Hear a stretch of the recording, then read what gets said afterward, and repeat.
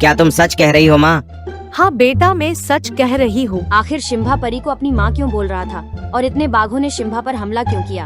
आओ साथ मिलकर वीडियो को पूरा देखते हैं। एक बार एक रहस्यमय जंगल में गुनगुन नाम की एक जादुई परी रहती थी।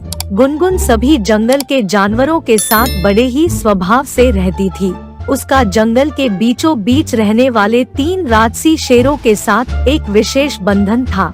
वे शेर जंगल के राजा होने के साथ साथ पूरे जंगल की रक्षा करते थे और उन्हें वन के संरक्षक के रूप में जाना जाता था।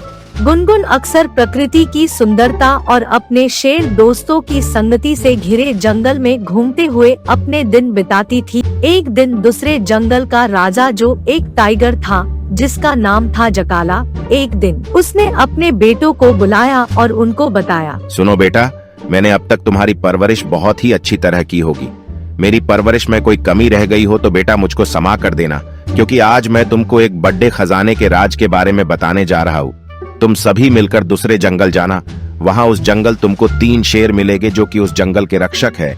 उन शेरों की गुफा में तुमको खजाना मिलेगा। अगर तुम उस खजाने को ले आओगे तो इस पूरी दुनिया पर तुम्हारा ही राज होगा। पर हाँ, यूं जकाला अपने बच्चों को बता ही रहा था कि वे जकाला की पूरी बात सुने बिना ही वहां से चले जाते हैं और दूसरे जंगल में पहुंच जाते हैं। जंगल में वे सभी खड़े होकर आपस में बातें कर रहे थे। तभी पीछे से एक सफेद शेर का बच्चा, जो उस जंगल में रास्ता भटक गया था, चुपचाप उनकी बातें सुन लेता है। फिर जकाला के बच्चे वहां से चले जाते हैं। अगली सुबह वे जंगल में शेरों की गुफाओं की तरफ निकल जाते हैं। इतने टाइगर को देखकर जंगल भय और डर से थर-थर कांप रहा था। वे टाइगर जंगल के सभी जंगली जानवरों को बड़ी ही बेरहमी से मार रहे थे। जो भी उनके रास्ते में आ रहा था, सभी को मौत के घाट उतार रहे थे। यूं थोड़ी दूर चलने के बाद उनके रास्ते में बड़ा सा विशाल हाथी आ जाता है। हाथी उनको देखकर बहुत ही घबरा जाता है और डर कर भागने लगता है। वे सभी हाथी को चिरगत से घेर लेते हैं। तभी हाथी उन पर बोलता है, देखो बेटा, मुझे मत मारो, मैंने क्या ही बिगाड़ा है तुम्हारा? अरे मैं तो बेटा तुम्हारे बाप दादाओं की उम्र का हूँ और अपने से बड़ों को मारना अच्छी बात नहीं होगी बेटा। क्षमा करे बाप जी, दादाजी हमसे गलती हो गई, हमको आपकी बात नहीं सुननी चाहिए थी। आपने तो इमोशनल कर दिया, कोई बात नहीं, हमको इस जंगल की तबाही से मतलब है। ऐसे करके वे सभी हाथी को भी मार देते हैं और थोड़ी देर बाद वे सभी शेरों की गुफा के बाहर पहुंच जाते हैं। तभी एक कहता है, अरे ओ बाहर निकलो 3 इडियटो, क्या डर कर गुफा में घुसे हो? जबान संभाल के बात करो। शेर के मुंह से ये जवाब सुनकर सभी टाइगर तीनों शेरों पर हमला कर देते हैं और उन शेरों को मरकर सारा खजाना लेकर वापस अपने जंगल में आ जाते हैं। ये देखकर जकाला अपने बच्चों से कहता है, शाबाश मेरे बच्चों, शाबाश, तुम जीत लाए। तुमने आज मेरा सीना गर्व से चौड़ा कर दिया। तुम्हारी माँ होती तो वो आज बहुत खुश होती। ये कहकर जकाला अपने बच्चों से सारा खजाना रखने को कहता है। उधर जब गुनगुन जंगल में आती है, जंगल के सभी जंगली जानवर का हाल देखकर वह बहुत रोती है। रोते रोते उसको शिम्भा की आवाज आती है, जो अपनी माँ को जोर जोर से पुकार रहा था।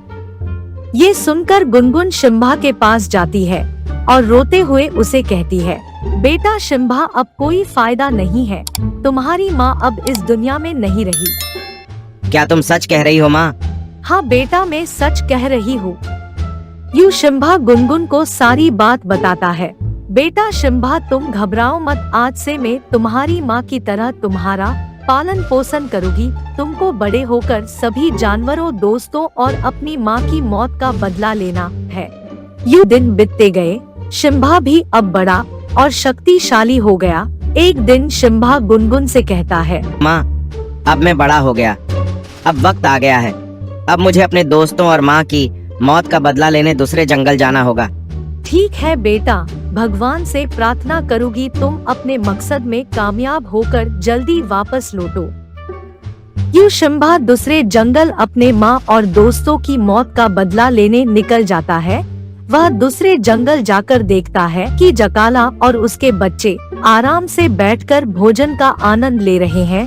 वह उनके पास जाता है और उनको कहता है, अरे जंगल के सभी जानवरों को मारकर और चुराए हुए खजाने से बैठकर तुम यहाँ मजा ले रहे हो। अरे कौन हो तुम और तुम्हारी हिम्मत कैसे हुई हमको ललकारने की? मैं दूसरे जंगल से आया, एक माँ का बेटा हूँ जिसको तुम्हारे मूर्ख बच्चे जिंदा छोड़ आए। अरे मूर्खो, मैं तुमको पहले ही बताने वाला था पर तुमने मेरी पूरी बात नहीं सुनी। जाओ अब खत्म कर दो इसको।